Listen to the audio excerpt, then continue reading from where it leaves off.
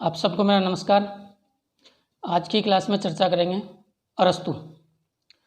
अरस्तु को father of political science कहा जाता है। राजनीति विज्ञान का जनक अरस्तु को माना जाता है क्योंकि राजनीति विज्ञान को एक स्वतंत्र विषय के रूप में अरस्तु ने वो स्थापित किया था। अरस्तु से पहला विचारक प्लेटो था, लेकिन प्लेटो ने राजनीति विज्ञान को एक नीति शास्त्र के तौर पर ही है वो राजनीतिक अध्ययन उसने किया। राजनीति विज्ञान को स्वतंत्र विषय के रूप में स्थापित करने का श्रेय अरस्तु को है, इसलिए अरस्तु को राजनीति विज्ञान का जनक कहा जाता है। अरस्तु केवल राजनीति विज्ञान का ही विचारक नहीं था, बल्कि अरस्तु ने साहित्य पर भी खूब जो पुस्तकें लिखी हैं, दर्शन पर भी लिखा है, जूलॉजी पर भी लिखा है। इसलिए अरस्तु को फादर ऑफ पॉलिटिकल साइंस नहीं बल्कि उसको फादर ऑफ जूलॉजी भी है वो कहा जाता है। तो यूनान का ये महान दार्शनिक था। अब से 2500 साल पहले की यूनानी सभ्यता में जो गुरु शिष्यों की एक लंबी श्रृंखला हुई और उसी श्रृंखला का एक कड़ी था अरस्तु।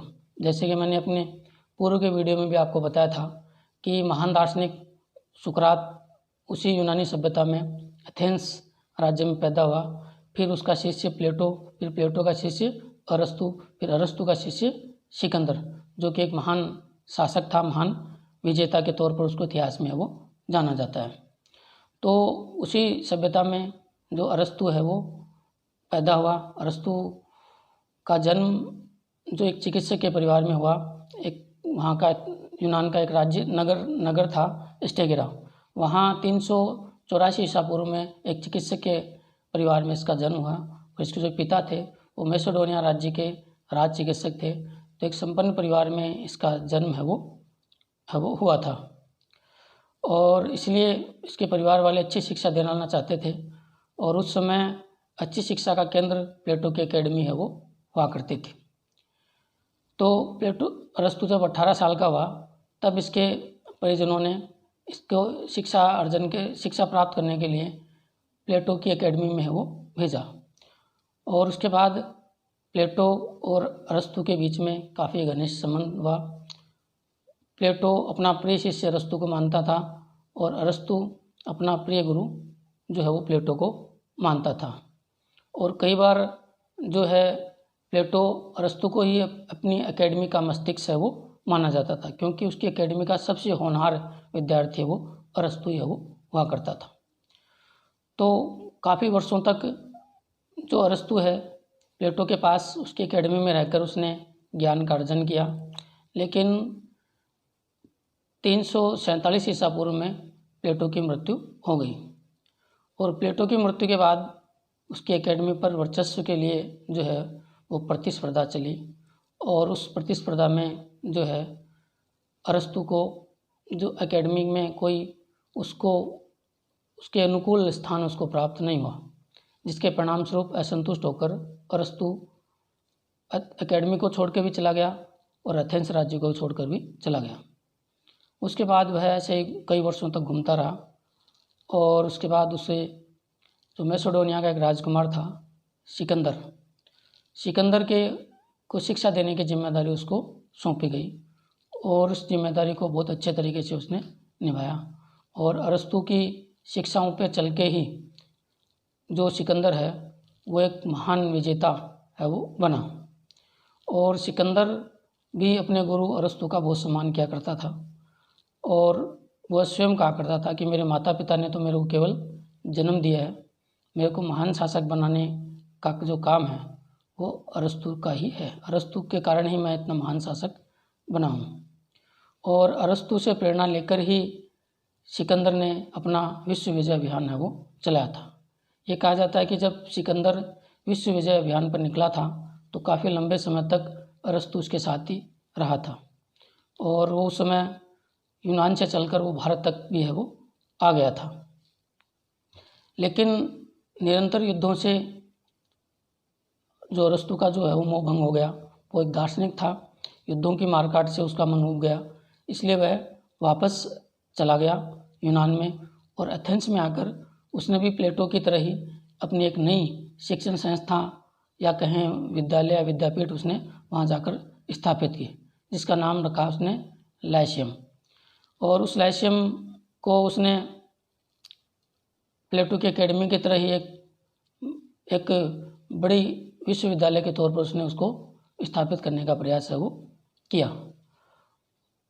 और वहाँ रहकर उसने खूब सारे जो ग्रंथों की रचना की और बहुत सारे विद्यार्थी उस समय वहाँ उसमें पढ़ते थे। और उस लाइसियम में रहकर अरस्तु ने अनेक ग्रंथों की रचना की, खूब उसने शोध किए, अनेक खोजें उसने उसमें की। ऐसा कहा जाता है कि सिकंदर ने अपने गुरु की सेवा के लिए हजारों सेवक तैनात है वो कर रखे थे, जो दुनिया भर से उसको अध्ययन सामग्री लाकर देते थे। उसी दौरान एक घटना घटी कि सिकंदर की मृत्यु हो गई, और सिकंदर की मृत्यु होते ही उसका जो साम्राज्य है वो छिन्न भिन्न हो गया। और ये जो एथेंस था वो भी उसके साम्राज्य का हिस्सा था।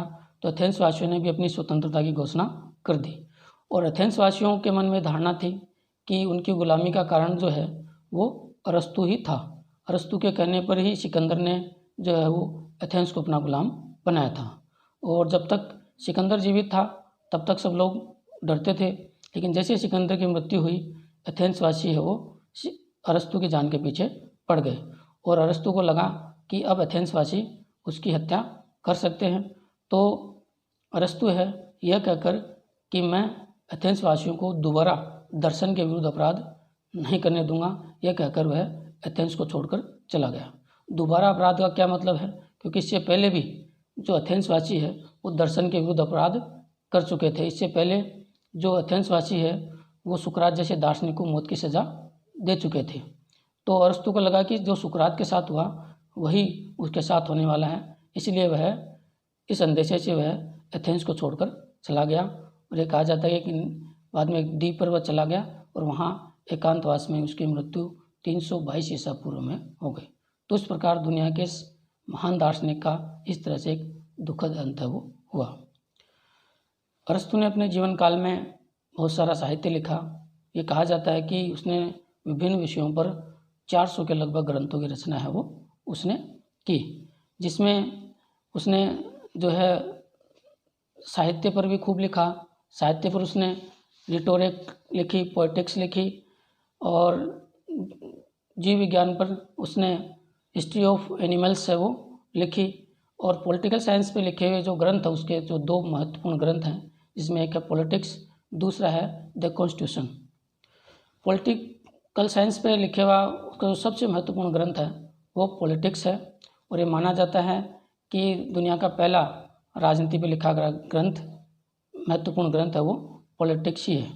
हालांकि प्लेटो ने रिपब्लिक, लॉज, स्टेट्समैन लिखी थी, लेकिन मैं आपको ये बात स्पष्ट कर दूं कि प्लेटो के समय तक राजनीति विज्ञान नाम का एक स्वतंत्र विषय नहीं था। प्लेटो ने राजनीतिक विषयों को नीति शास्त्र से जोड़कर ही उसने अध्ययन है वो किया था।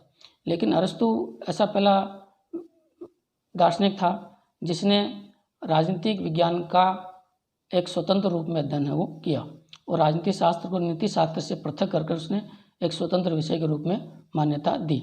इसलिए अपन कह सकते हैं कि प्लेटो की पॉलिटिक्स है वो राजनीति पर लिखा गया ग्रंथ था, और राजनीति पर लिखा गया पहला ग्रंथ है वो पॉलिटिक्स ही था, जो स्पष्ट तौर पर राजनीति पर ही लिखा हुआ है। और इसी ग्रंथ में उसने जो है राजनीतिक शास्त्र को नीति शास्त्र से पृथक है वो किया।